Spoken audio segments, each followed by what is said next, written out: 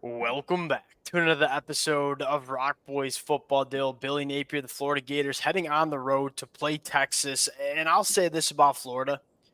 This team is playing their tails off for Billy Napier. Now, I don't know if I'm in the camp of keeping Billy Napier around for 2025, but you have to, kind of show a little bit of respect for how hard that team played against Georgia. And let's be quite frank about it. Like, if DJ Lagway doesn't have to leave that game with an injury, Florida's right in that football game, going on the road, playing a Texas team that the whole national media wants to talk about Quinn Ewers in this Texas Longhorns offense and Arch Manning. The story about this Texas team, the reason they're a top 5 team in the country, that offense has left a little bit to be desired, quite frankly. This Texas defense, and this is not just my personal opinion, like the numbers bear this out too, the number 1 scoring defense in the country, the number 1 defense in terms of yards per play allowed to, allowing 3.7 yards per play. The biggest matchup you're looking at in this football game, Florida without Graham Mertz and DJ Lagway going to walk-on quarterback Aiden Warner. It's just hard to see this Florida offense like moving the football consistently against what I think might be the best unit in the country with this Texas Longhorns defense. Going to get into a few other storylines watching in this game. Now, before we get into it, as always, just want to say thank you to you guys. The amount of support y'all have shown the boys for these preview prediction episodes, it's been amazing. Can't thank you guys enough. If y'all do enjoy the content, consider subscribing to the channel. Dill, let's start right there with this Florida Gators offense that I'll say this. When DJ Lagway was in the game, and people are going to point to 2 of 6 for 47 yards and a touchdown, he wasn't exactly dicing George up.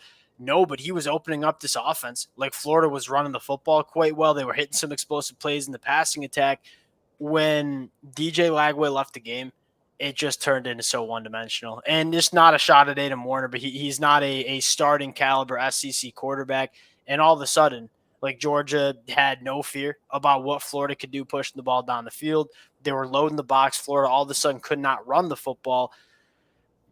Do you see an avenue, and I'm kind of putting you on the spot here, for this Florida offense with Aiden Warner at quarterback to move the football against this Texas defense? No, and I do think it'll probably get slightly better because obviously when you're thrust in and he probably Yep. hadn't taken a ton of reps. I mean, it was obviously the Mertz and Lagway show. So, I mean, he wasn't getting them. Now he'll get them. One bright spot is Jaden Ball's a monster, and this offensive line is playing really good football. So, again, like, they can't be one-dimensional against Texas. I think we all know that. Like, you look at the way that Texas front's playing, and you got your defensive tackles. That depth is really kind of acquitting itself well. You look at Jermaine Lole playing really good football, Bill Norton playing solid football. Like, aside from the guys like Collins, you playing really good through that defensive line. And then the linebacking core, it's just too fast. And Florida likes to be able to get the ball to the outside when they run it. I mean, those linebackers really can burn it. Yeah, you look at the Florida front seven, I mean, allowing 3.1 yards per carry. That's 11th in the country. And they haven't really been heavy boxing anybody. Like, they largely leave theirs 2 safeties high and are very comfortable stopping the run with the light boxing. And they can. And as much conversation went into around this Texas team replacing, some really, really good interior defensive linemen, like, people forgot, like, Alfred Collins was that dude last year. I mean, Vernon Ball, the very good players on the inside of that defensive line. And although you might not have that legitimate star talent that you had last year, it's a really solid unit, but it's surrounded by a much better team. Like, Anthony Hill has taken that step as an off-ball linebacker. There ain't many better than him across the country. The edge rushers do a really good job stopping the run as well. Florida's going to try to run the football on the road. Like, they're not going to want to lean on Aiden Warner to throw the football against this Texas team that's been the number 1 team in the country with 4.6 yards per pass attempt allowed. Texas has largely fixed some of those secondary flaws that we saw last year.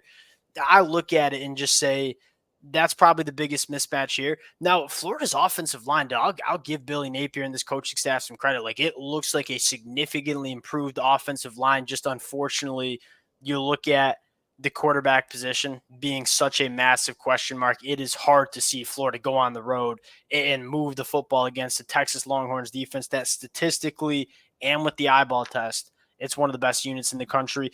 Now, and one thing you'll have to look at, I think, is whether Florida can get some rhythm going with their short yardage passing, because that kind of worked with Graham Mertz a little bit because he wasn't DJ Lagway. Now, when they went to Lagway, it went much more downfield, and I think you saw this offense get a little bit more potent, let's say. Yep. But again, I think you have some really good athletes. Aiden Mizell's starting to play some really good football. He can work underneath as well as get down the field. So again, can they get him, Badger, some of those guys going and at least do something to keep Texas from just really crunching down on that rushing attack? Because again, like you really didn't see any passing attack really work. But again, I don't think Aiden Warner can go in there and play DJ Lagway's game. If they can put a game plan around Warner for something a little more conducive to his skill set, I wonder if you can at least get something going, because that is Florida. We hope they can. You either have to go back to the offense that you ran with Graham Mertz last year, a lot of quick game stuff, or you kind of got to flip it on its head and like introduce some wildcat stuff. And you got some guys that are really good with the football in their hands, like whether it's Eugene Wilson, whether it's Jaden Baugh, you got to get creative. And that's been one of the flaws with Billy Napier, is like him as a play caller, really not that creative. And so we'll see if he can kind of figure something out over the next 7 days to give Texas some sort of problems. I think a lot of Florida fans would probably agree. It's hard to see them doing that because they ain't just playing an average defense. They're playing a defense that the recruiting wins that Coach Sark has had on the recruiting trail the last couple of years and in the transfer portal, you can clearly see that playing out on the football field. This team is big, strong, and fast. How good those young secondary players play. Kobe Black, I should say. You got a guy like Jelani McDonald playing unbelievable at that safety spot. So again, you're starting to see it's not just their top end guys, but they're really deep. They get their guys in. They're versatile. This defense is really good, and the team speed just looks far improved from what big, strong, fast. Like that's how you want a top end SEC defense to look. That's how Texas looks on defense. Dill, let's flip the sides again.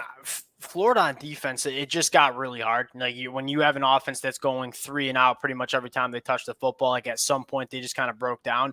A lot of injuries that Florida's dealing with. And again, Dill, I thought this Florida defense actually played pretty damn good football against Georgia. And I know it might not reflect on the scoreboard. They forced some turnovers. They created some negative plays. They made Carson Beck's job look pretty dang hard, which again is kind of what you're looking for now.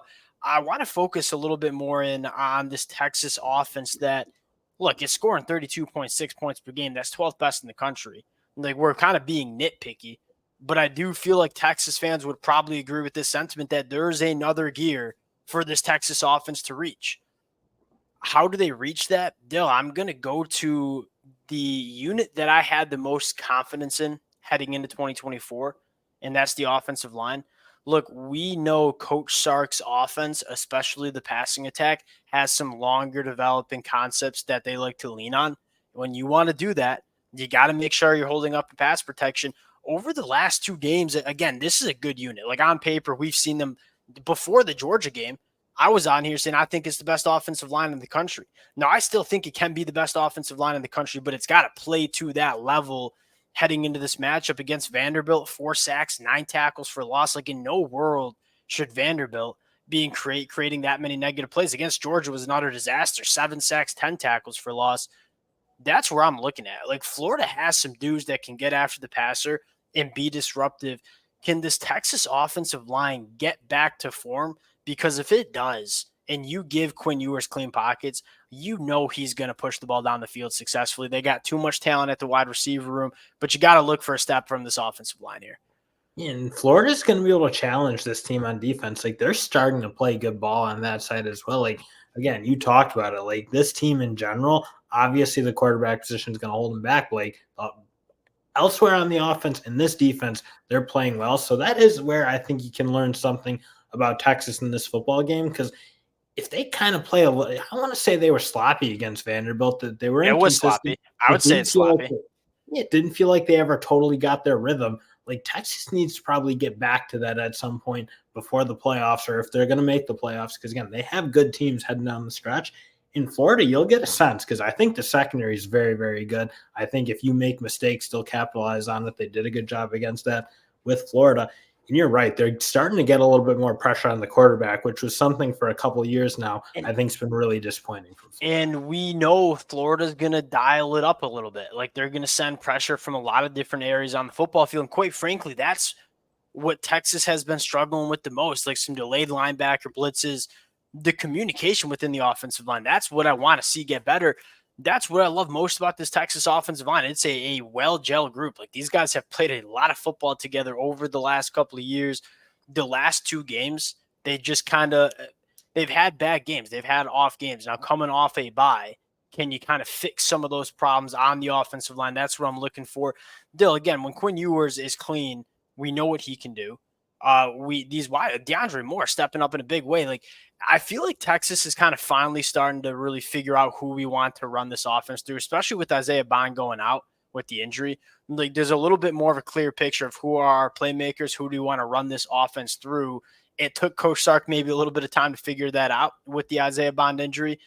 Maybe they're figuring that out. I would like to see them do that a little bit better against Florida. Dill, let's get into the pick. We're looking at a 21.5-point spread. Florida on the road playing Texas. Who you got here? I mean, I got Texas. I just like, again, when you're going to try Aiden Warner out there, it's just not going to be good enough, I don't think. And I think Texas will take the football away. If they can turn it over, they're going to certainly score enough. And I don't totally see Florida's path to moving the ball. So I know 21.5 is a big spread, and Florida's been playing good for the past 3 weeks now.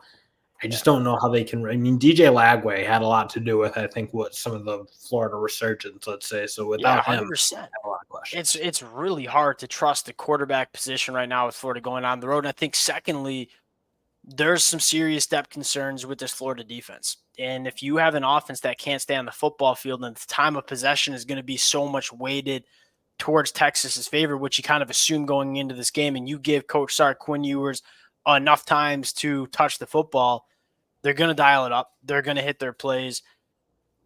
With DJ Lagway, we're talking about this game in a completely different way. But without DJ Lagway and there being such a significant drop-off to that quarterback three, you got to go Texas here at home. And I do think coming off a bye, like this Texas team's going to look a little bit cleaner than we've seen against Georgia and Vanderbilt. We're both taking Texas. Would love to hear from you guys in the comment section. Again, appreciate all the support y'all have shown the fellas. If you guys do enjoy the content, consider subscribing to the channel. Appreciate you guys. We'll talk to y'all later. Peace.